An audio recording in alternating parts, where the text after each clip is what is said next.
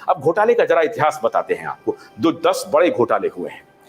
हर्षद मेहता का घोटाला हुआ। इसका काम क्या था? पूंजी बाजार में धोखाधड़ी करने वाले था। ये 1992 में इनका ये मामला आया था। करता क्या था हर्षद मेहता? बैंकों से धन जुटाने के लिए बड़े पैमाने पर बैंक रसीदों का इस्तेमाल करता था और बाद में स्टॉक की कीमतों को कृत्रिम रूप से बढ़ाने के लिए बीएसई में सूचीबद्ध शेयरों में निवेश करता था। ये वही दौर था जब बॉम्बे स्टॉक एक्सचेंज को ऑटोनोमस बनाया गया, जब देश में वित्त मंत्री मनमोहन सिंह थे।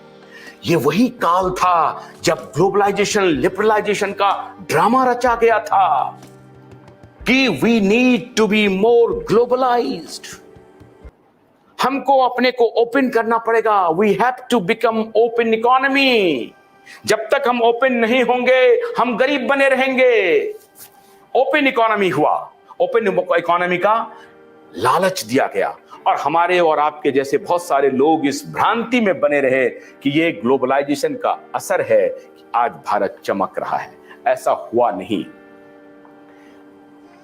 हजारों 70,000 करोड़ का घोटाला था।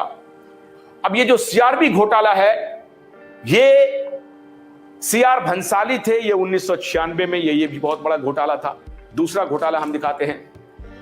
ये गैर मौजूद फर्मों के माध्यम से सावधि जमा म्यूचुअल फंड जैसे विभिन्न उपकरणों के माध्यम से सार्वजनिक धन जुटाया और शेयर बाजार में शेयर की कीमतों में हेराफेरी करने के लिए उसी का इस्तेमाल किया। ये बंसाली साहब।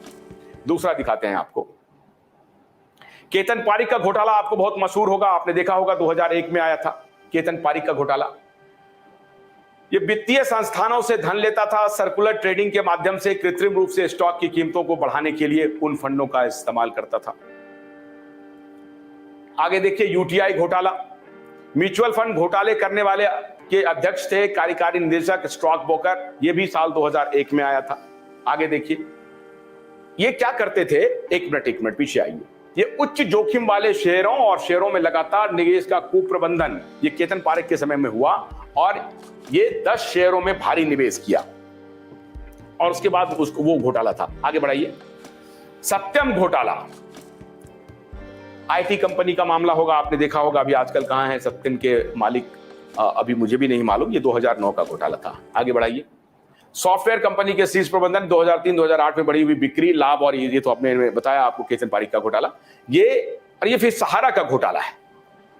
ये सहारा का एनबीएफसी जो बॉन्ड सहारा ने जारी किया था उसको लेकर के सेबी कह रही है कि जो सेबी के गाइडलाइंस हैं उसको 0% उसको माना है सहारा ने और सेबी के गाइडलाइंस का उल्लंघन करके 25,000 करोड़ के आसपास जो है ये जो कॉर्पोरेशन लिमिटेड, ये हाउसिंग इन्वेस्टमेंट कॉर्पोरेशन SHICL के काल्पनिक परिवर्तनीय डिवेंचर OFCD जारी किया और सेबी ने इसमें कहा कि आपने कुप्रबंधन किया है और गोलमाल किया है। गोलमाल का आरोप सुब्रत राय सहारा के ऊपर लगा। हालांकि वो केस अभी भी अदालत में चल रहा है। शारदा घोटाला आया, अभी देखा होगा। ये शारदा का मामला मालूम ही होगा, अभी हाल में चल रहा है।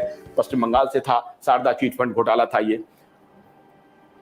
और ये शारदा समूह द्वारा संचालित पूंजी योजना जो है उसके माध्यम से उचित निवेश अविश्वसनीय रूप से उच्च लाभ का वादा किया, निवेशकों के पैसे का गबन किया और पुनर्भुगतान में चूक की। ये सारे घोटाले हुए हैं, शेयर बाजार घोटाले।